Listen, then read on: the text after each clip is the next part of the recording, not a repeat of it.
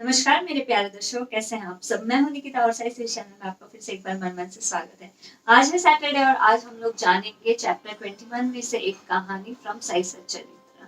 ठीक है, तो एक पर्सन होते हैं वीएच ठाकुर करके, जो कि बेलगांव आते हैं कुछ काम के लिए। ठीक है, ये क्लर्क होते हैं रेवेन्यू डिपार्टमेंट में। तो जब ये बेलगांव आते हैं तो अचानक से जो है एक साइड पे जो है उनको दिखते हैं कि कनाड से करके एक गुरु हुआ करते थे उस टाइम पे।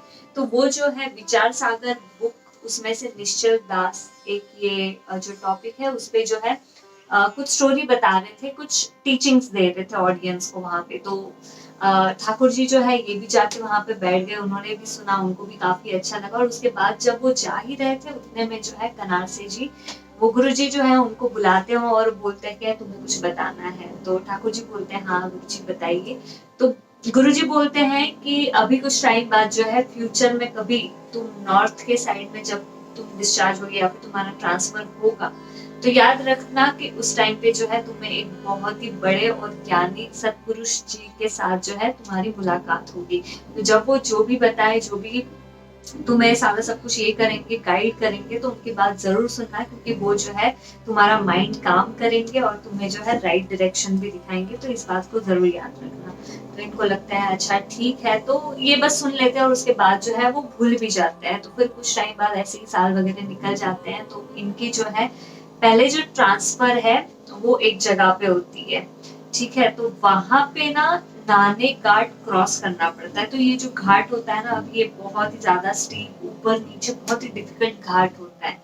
तो वहां पे जो है सुनाया जाता है कि मतलब उस टाइम पे बफेलो राइड हुआ करती थी। मतलब वो घाट इतना है कि वहां पे गाड़ी वाड़ी ऐसे ये तो कुछ जा ही नहीं सकता। तो वहां पे जो है बफेलो मतलब भैंस के ऊपर बैठ के जो है आपको वो घाट क्रॉस करना पड़ता है, जिसकी वजह से आप सोच सकते हैं कि ठाकुर जी के जो है बैक पेन वगैरह ये सारा सब कुछ जो पोर्शन है बहुत पेन हो गया और उनको जो है काफी तकलीफ भी हुई वो घाट क्रॉस करते हुए। और ऐसे ही जब फिर टाइम वगैरह निकलते गया तो और एक बार जो है इनकी हायर पोस्ट पे जो है ट्रांसफर हुई। तो अब इस बारी जो है इनकी ट्रांसफर कल्याण में हुई थी। तो जब इनकी ट्रांसफर हुई तो वहां पे जो है कुछ वर्क के इसमें मतलब निमित्त से इनकी जो है पहचान चांदोरकर जी से हुई। चांदोरकर जी आप जानते हैं कि ये तो मतलब बाबा के शिरडी से ही है और बाबा के बहुत बड़े डिवोटी है। तो ऐसे ही जब ये लोग बैठे हुए थे तो चांदोरकर जी ने जो है ठाकुर जी को बहुत सारी सभी चीजें जो है शिरडी के साईं बाबा के बारे में बताई। तो वो सुन के जो है ये काफी इम्प्रेस हो गए। इनके मन में थोड़ा सा आया कि हाँ चलो कभी अगर मौका मिला तो जाएंगे, मिलेंगे, बाबा को देखेंगे वगैरह ये वो। तो चांदोरकर जी ने बोला कि कल तो जो है मैं जा ही रहा हूँ शिरडी, तो अगर तुम आना चाहो तो तुम आ सकते हो मेरे साथ। पर ठाकुर जी ने बोला कि नहीं, उनकी जो है थाना में जाके एक कोई तो सिविल केस है वो अटेंड करनी है, तो वो इम्पोर्टेंट है, तो फिर कभी वो देखेंगे। तो चांदोरकर जी बोलते ठीक है कोई बात नहीं। तो ये जो है खुद ही अकेले शिरडी चले जाते हैं। और उसके बाद जब ठाकुर जी थाने पहुंचते हैं तो इनको पता चलता है कि कोई रीजन की वजह से जो है वो जो भी उनकी मीटिंग थी या जो भी कुछ काम होना था तो वो रद्द हो गया है, वो उस दिन नहीं होने वाला है करके।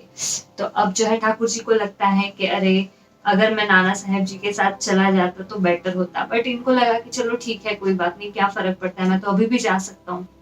तो ये जो है सीधा शिरडी के लिए निकल पड़ते हैं। जब शिरडी पहुंचते हैं तो तभी इधर उधर पूछताछ करते हैं, बताते हैं कि कोई चांदोरकर जी थे, उन्होंने मुझे साईं बाबा के बारे में बताया, तो क्या आप मुझे गाइड कर सकते हो। तो अभी नाना साहब तो वहां पे थे नहीं। तो फिर उनके जो फ्रेंड्स वगैरह थे उन्होंने जान लिया कि अच्छा ये उनको जानते हैं और इनको बाबा के पास जाना है, तो क्यों ना हम इनको मस्जिद लेकर जाए। तो फिर ठाकुर जी को जो है ये सारे सभी लोग मस्जिद लेके जाते हैं। तो जैसे ही ये मस्जिद पहुंचते हैं ठाकुर जी, तो एकदम से जो है बाबा को देख के रो ही पड़ते हैं। मतलब इनको समझ में ही नहीं आता है क्या हो जाता है। वो एकदम से वहां पे बैठ जाते हैं उनके सामने, हाथ जोड़ते हैं और एकदम से रो पड़ते हैं। उनकी जो फीलिंग्स है बहुत ही अलग हो जाती है। वो एकदम उनका माइंड शांत हो जाता है और वो एकदम ऐसे अंदर से एनर्जेटिक और हैप्पी फील करने लग जाते हैं। उनको समझ में नहीं आता कि ये क्या हुआ है करके। उनको देख के जो है बाबा बोलते हैं कि अच्छा कनारसे जी ने तुम्हें भेजा है, उन्होंने कुछ तो बात तुम्हें बताई थी। तो वैसे उन्होंने जो बात बताई थी और जो तुम नाने घाट जो है वो क्रॉस करके आए हो बफेलो राइड पे वगैरह, तो ये स्पिरिचुअल जो पाथ है ये इतना आसान नहीं है, ये उससे भी ज्यादा डिफिकल्ट है। तो सबसे पहले तो जब ठाकुर जी ने ये उनकी बातें सुनी तो उनको समझ में ही नहीं आया, वो इतने ज्यादा मतलब शॉक्ड भी हो गए, कंफ्यूज भी हो गए। उनको ऐसे लगा कि सच में ये तो सत्पुरुष है, ये तो महान है। और इसके वजह से उनको ये भी चीज याद आ गई कि अच्छा, ऐसे कनारसे जी ने कुछ सालों पहले जो है हमें बताया था कि जब नॉर्थ साइड में तुम जाओगे तो तुम्हारी मुलाकात एक सत्पुरुष से होगी जिसका ज्ञान तुम लो, वो जो है तुम्हें सही डायरेक्शन दिखाएंगे। तो उनको ये भी याद आ जाता है और उनको बहुत अच्छा फील होता है कि बाबा ने उनको ये याद दिलाया। प्लस ये भी हैप्पीनेस होती है कि सच में मतलब ये बाबा जो है इनको कैसे पता चला, ये ऐसी चीजें हैं जो किसी को पता नहीं है, बट बाबा ने जो है बिना मतलब, ये तो हमारी पहली ही मुलाकात है तो इनको जो है सच में कैसे पता चला, मतलब बताया है। तो इससे जो है ठाकुर जी को लगा कि सच में बाबा जो है ये ओमनिसिएंट है, ये हर जगह है, मतलब इनको जो है सभी के बारे में सब कुछ पता होता है। तो उसके बाद जो है ठाकुर जी बाबा को बोलते हैं कि प्लीज आप जो है मुझे एज एन अपना भक्त एक्सेप्ट कर लीजिए और मुझे ब्लेस करिए, मेरा माइंड जो है वो शांत कर दीजिए और जो भी है सारी सभी इच्छाएं पूरी कर दीजिए करके। तो उस पे बाबा ने बोला देखो, इतना तो सही बात है, जो अप्पा जी ने मतलब इनको ये जो गुरु जी मिले थे, कनारसे जी मिले थे, तो उस टाइम पे कनारसी जी ने ठाकुर जी को बोला था कि तुम जो है ये विचार सागर बुक जो है इसको रीड करो, तुम्हें इसका जो है बहुत फायदा होगा करके। तो इन्होंने वो शुरुआत कर दी थी, ये रीड भी कर रहे थे, बट उसे के ही गुड लक की वजह से, भाग्य की वजह से इनका जो है मुलाकात बाबा से हुआ था। तो बाबा ने बोला कनारसी ने तुम्हें जो बुक दी थी और सारा सब कुछ बोला था वो तो सारा सब कुछ सही है, बट सिर्फ रीड करके कोई मतलब नहीं है। तुम सिर्फ बुक लिए हाथ में घूम रहे हो, उसको रीड कर रहे हो, बट रीड करने के बाद उन सारी सभी चीजों को अपने लाइफ में इम्प्लीमेंट नहीं कर रहे हो, वैसे बिहेव नहीं कर रहे हो या फिर मन से नहीं पढ़ रहे हो, तो उसका कोई मतलब नहीं है। ये सही बात है, जैसे ही कनार से ने बोला कि मैं तुम्हें गाइड करूंगा, राइट डायरेक्शन दिखाऊंगा, वो सब सारा सब कुछ हो सकता है पॉसिबल, बट एक बात तुम जान लो कि ये जो स्पिरिचुअल पाथ है ये उतनी भी आसान नहीं है। जितना तुम सहते हुए आए हो अब तक, ये उससे भी ज्यादा डिफिकल्ट है। तो क्या तुम उस चीज के लिए राजी हो? तुम्हें जो है वो स्पिरिचुअल पाथ को या फिर जो भी तुम रीड कर रहे हो, कोई बुक्स का ज्ञान ले रहे हो, वो तुम्हें पूरा अपने माइंड, हार्ट एंड बॉडी में पूरा उतारना पड़ता है। सारा सब कुछ उसका ज्ञान अच्छे से लेना पड़ता है, और सिर्फ लेने से कोई मतलब नहीं है, आपको उसको जो है अपने लाइफ में इम्पैक्ट भी उसको करना पड़ता है, इम्प्लीमेंट करना पड़ता है, वैसे बिहेव करना पड़ता है। तो ठाकुर जी जो है ये समझ जाते हैं और बोलते हैं कि हाँ ठीक है, ये जो है सारा सब कुछ मैं करने के लिए तैयार हूँ।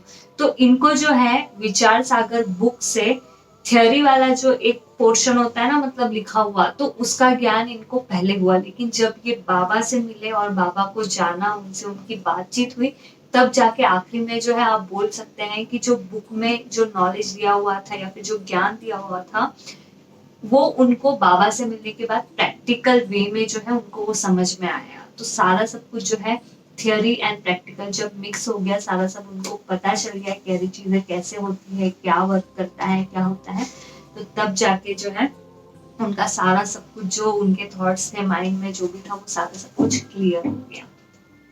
तो यही थी आज की स्टोरी। तो इस स्टोरी में मॉरल यही है कि चाहे आप विचार सागर की बुक पढ़ो, चाहे आप साई सच्चरित्र पढ़ो, या चाहे आप कुछ भी पढ़ो, बहुत बार हम लोग का मन जो है वो विचलित होते रहता है, मेरा भी होता है। मैं अब देखो अभी 2 साल हो गए मैं करती हूँ, बट कहीं ना कहीं मैनी टाइम्स इट हैपेंस कि मतलब माइंड शांत नहीं होता, इधर भागता है उधर भागता है, कुछ और थॉट्स वगैरह चलते रहते। तो ऐसे समय में बस शांत हो जाओ, थोड़ा सा इधर उधर का क्या सोचना है वो सोच लो, और उसके बाद जो है कभी कभी होता है ना, मतलब आप सामने कुछ नहीं है वगैरह, ऐसे ही आप अगर समझो नाम जाप कर रहे हो या कुछ करने की कोशिश कर रहे हो और नहीं होता है, तो अगर मेरी मानो तो मैं तो क्या करती हूँ, या तो फिर बाबा को ही सामने ऐसे पकड़ती हूँ, उनकी मूर्ति, स्टैचू वगैरह, फ्रेम जो भी है, या फिर ऐसे सामने ले लेती हूँ और फिर उनका जो है नाम जाप करती हूँ, ताकि मतलब आंखों के सामने जब वो रहते हैं तो इधर उधर जो है मन नहीं भटकता है।